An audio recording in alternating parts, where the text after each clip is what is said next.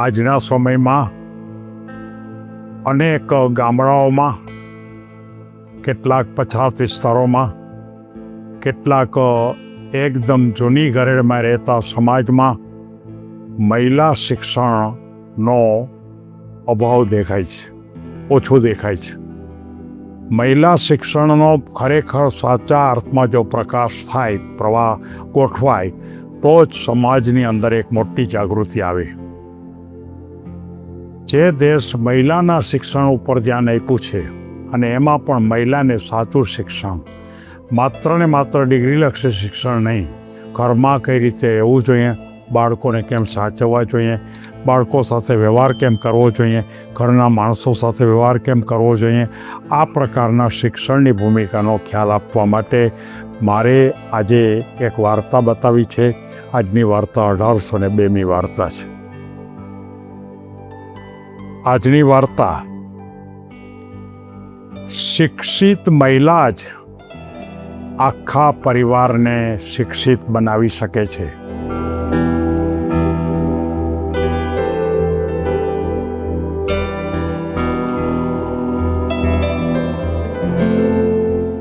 કોઈ એક ગામડાની અંદર, ઘણા વખત પહેલાંની વાત છે, બધા ગામડાની ભૂમિકામાં, એમ આજે પણ હજી એવા કેટલાય ગામડાઓ છે કે જ્યાં આ વાત છે કે ત્યાં બહેનોને એટલે કે દીકરીઓને ભણાવવાની વાત નથી.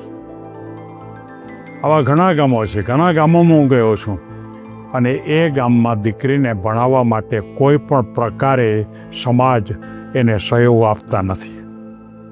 આવા સમયમાં એક બેન, નાની એવી દીકરી, એની મમ્મીએ, એની માતાએ એ દીકરીને ભણાવવા માટેની શરૂઆત પોતાના ઘરે કરી. શાળામાં તો કોઈ જતા નહીં, એટલે દીકરીને રોજ ભણાવે, પોતે પણ ભણેલ હશે, અને ભણાવે, સારા સારા પુસ્તકો લઈ આપે, અને એ દીકરીને આ રીતે ભણાવી અને ઉત્તમ સારી રીતે જુદી જુદી પરીક્ષાઓ પણ અપાવે, અને આખરે યોગ્ય ડિગ્રી પણ પ્રાપ્ત કરી, અને સાથોસાથ તેને સમાજ સેવકની ભૂમિકા ઉપરની એક જગ્યા પણ મળી. એટલે કે સમાજ સેવિકાની ભૂમિકા પર સરકારની નોકરી મળી, અને ત્યાં એ પોતે પોતાના જ ગામમાં આ રીતે કાર્ય કરે છે. કાર્ય કરતી વખતે જોવે છે કે એનો પોતાનો ધ્યેય માત્ર એક જ હતો કે બહેનોએ ભણાવવાની શરૂઆત કરવી જોઈએ. પોતાની માતાએ જે એને ભણાવવા માટેનો પ્રયત્ન કર્યો, એ જ રીતે પોતે પણ ઘરે ઘરે જાય, દીકરીઓને ભણાવવા માટેની કહે, શાળામાં મોકલે, શાળામાં પોતે પણ જાય, ત્યાં પોતે રહીએ, અને આ રીતે ધીમે ધીમે ધીમે પ્રચાર વધતો ગયો. સમય પણ વધતો ગયો, અને સાથોસાથ એ ગામની અંદર જે છોકરીઓ, દીકરીઓ ભણવા જતી નહીં, એ બધી જ દીકરીઓ મોટા ભાગની શાળામાં જતી થઈ ગઈ. અને એક સમય એવો આવ્યો કે જેને આપણે સુવર્ણ સમય કહી શકાય, કે એ ગામની બધી જ દીકરીઓએ ભણવાની શરૂઆત કરી દીધી. કોઈ એકાદ વ્યક્તિ જો જાગૃત બને, અને જો મહિલાને જાગૃત કરવા માટે એક માતાએ કરેલો પ્રયત્ન, પોતાની દીકરી માટે, પોતાના સ્વાર્થ માટે, અને એ જે ચેપ છે એ આખા સમાજને લાગ્યો, અને આખા સમાજમાં ધીમે ધીમે ધીમે કામ શરૂ થઈ ગયું. સમાજમાં દીકરીઓ ભણવાની શરૂઆત થઈ, એટલે ઘરમાં પણ આપોઆપ વાતાવરણ પણ સારું રહીએ, બોલવાની ભૂમિકા બદલાઈ ગઈ, ઝઘડા થતા બંધ થઈ ગયા, અને આ રીતે ગામની અંદર, જેને આપણે એમ કહી શકાય કે ગોકુળિયું ગામ થઈ ગયું, એમ આપણે ચોક્કસપણે કહી શકાય. અને જે આપણે વાર્તાનો એન્ડિંગ છે કે શિક્ષિત મહિલા જ આખા પરિવારને શિક્ષિત બનાવે છે, આ વાતના અનુસંધાનમાં આ ભૂમિકા બની. મહિલા સશક્તિકરણ એ સમાજ વિકાસનું મૂળ છે. આપણી સરકાર પણ એને માટે પૂર્ણ જાગૃત છે. મહિલાઓને કોઈને કોઈ ઉદ્યોગ કરવો હોય, સ્ટાર્ટઅપ કરવું હોય, તો સરકાર દ્વારા ગ્રાન્ટ મળે છે, લોન નહીં, પૈસા મળે છે. અને એ ભૂમિકા એ છે કે ખરેખર મહિલાનું જાગૃતિ કરવી. આત્મનિર્ભર મહિલા રાષ્ટ્રની એક મોટી શક્તિ છે. મહિલાઓને જો તક મળશે, મહિલાઓ જો ખરેખર સાચું ભણશે, મહિલાઓને જો ખરેખર જીવન શિક્ષણ જો આપવામાં આવશે તો સમાજ બદલાઈ જશે. એમ કહેવા પાછળનો ખ્યાલ એટલા માટે છે કે એ મહિલા પોતાના ઘરની અંદર આખું વાતાવરણ બદલી નાખશે.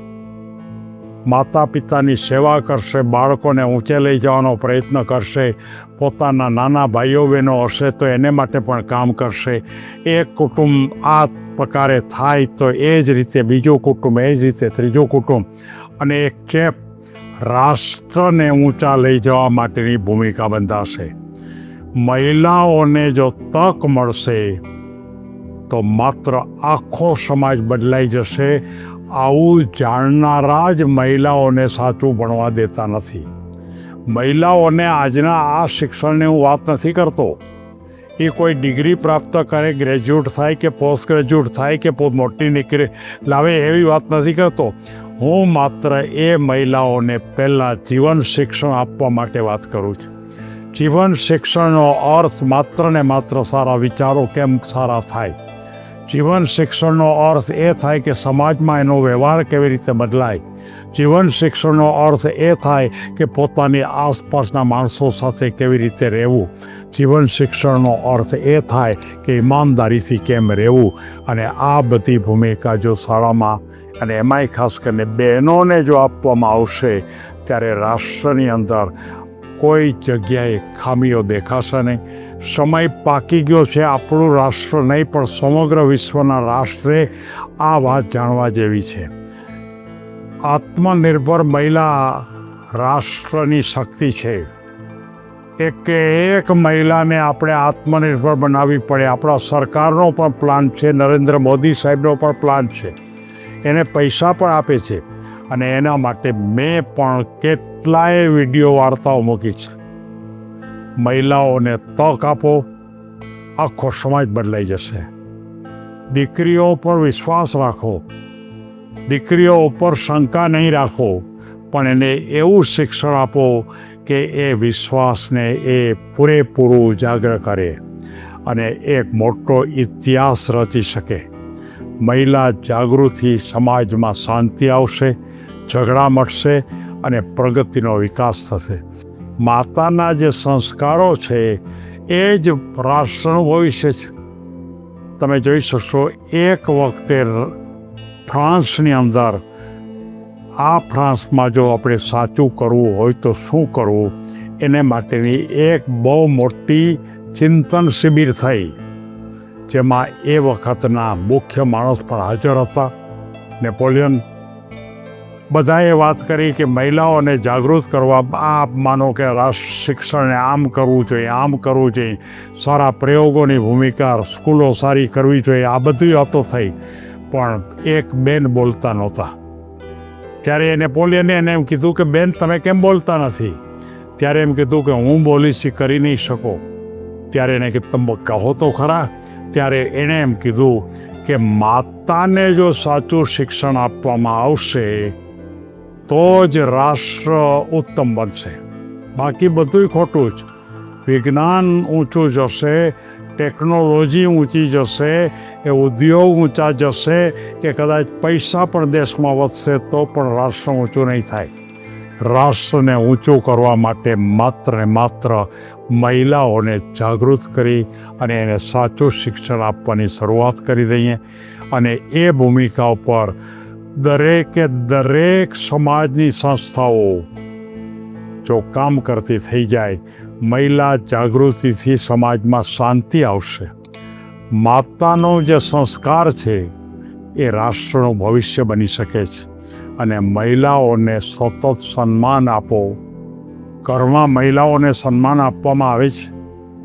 આજના કેટલાય ઘરની અંદર, કેટલાય ઘરોની અંદર આપણે જોયું છે કે શિક્ષિત પુરુષો પણ મહિલાને સન્માન આપતા નથી.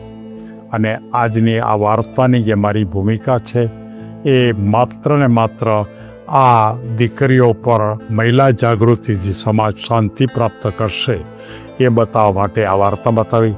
સૌ કોઈ આગળ વધો, એવી શુભેચ્છા સાથે સૌને ધન્યવાદ.